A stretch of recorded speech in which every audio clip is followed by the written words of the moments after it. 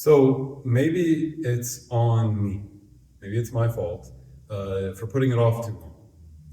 But a few days ago, I went into a grocery store to purchase a gift card and some bottles of wine, gifts for people.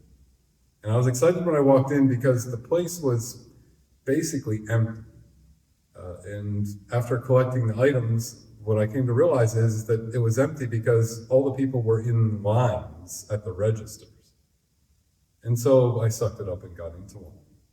And I spent the 5 minutes or whatever doing whatever and getting to the front of the line. I could not go through one of those automated help you out checkouts because of the items I had. I felt like I had to have a person. And I got to the front, and the person at the register was moving very methodically, very deliberately. And they looked at me and they asked for my ID. And I said, I don't know whether to be flattered or what. And she said, well, I card everybody who looks like they're under 65. And I said, well, in that case, I'm definitely flattered.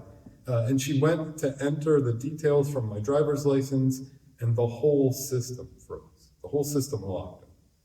And she said, give me a minute. And she went over to the service counter, and she was gone for several minutes.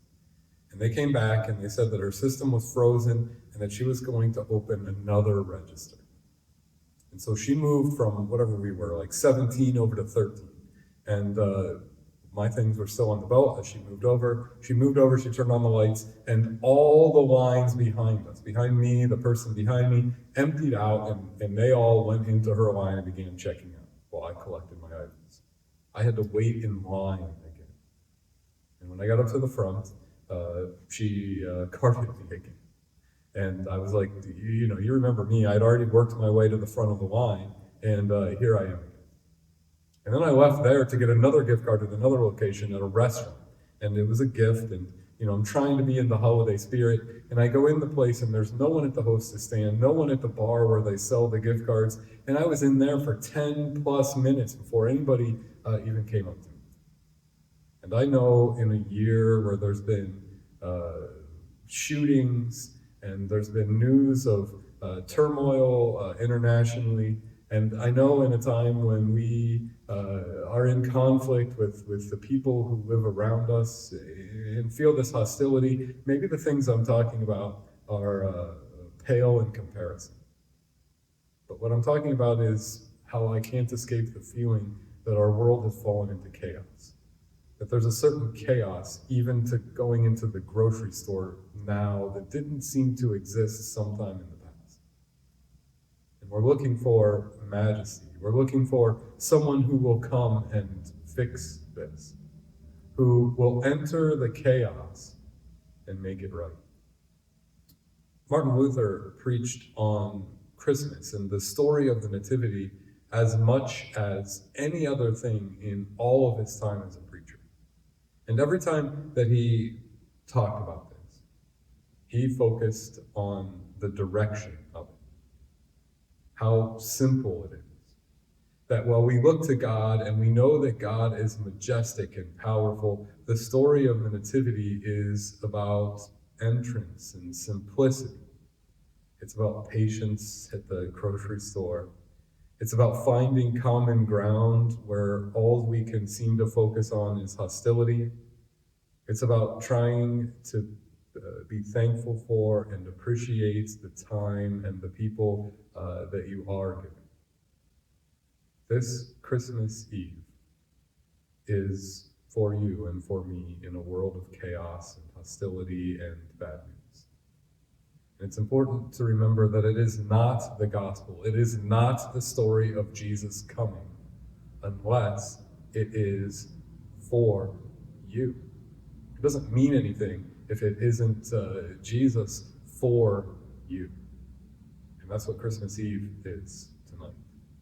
Christmas Eve is about entering into the quiet spaces that we've been given in the year of chaos and turmoil and darkness.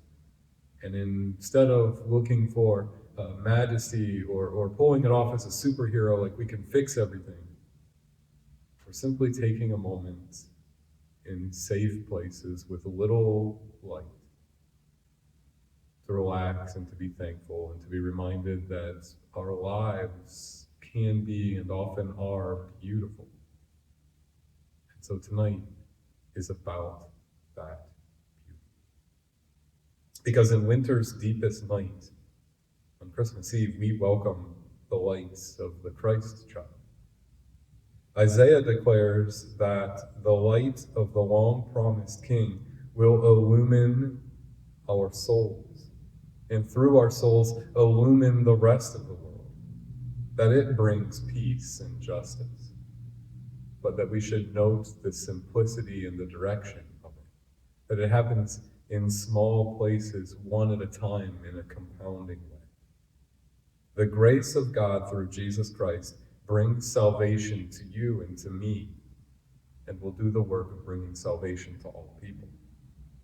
On Christmas Eve, the angels declare that Jesus' birth in a family, in a small place, in a tiny light, is good, and that this is what joyful news for everyone looks like, slowly bringing order out of chaos, light to darkness. This includes the Holy Family. This includes the lowly shepherds, all of the people who have gathered around this story for so long. This includes you and I tonight. So filled with the light that shines in the chaos of our lives, this is a moment to be affirmed and to be who God frees us to be. Parents, grandparents, brothers, sisters, family members, community members who are enough. Tonight, the light shines in the darkness, and this light fills us, and God's Holy Spirit becomes our own. And through us, the light spreads.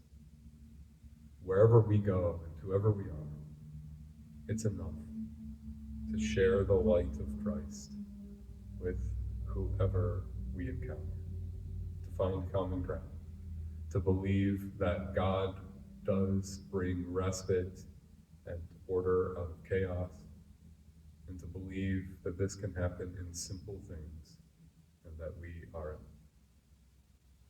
Merry Christmas.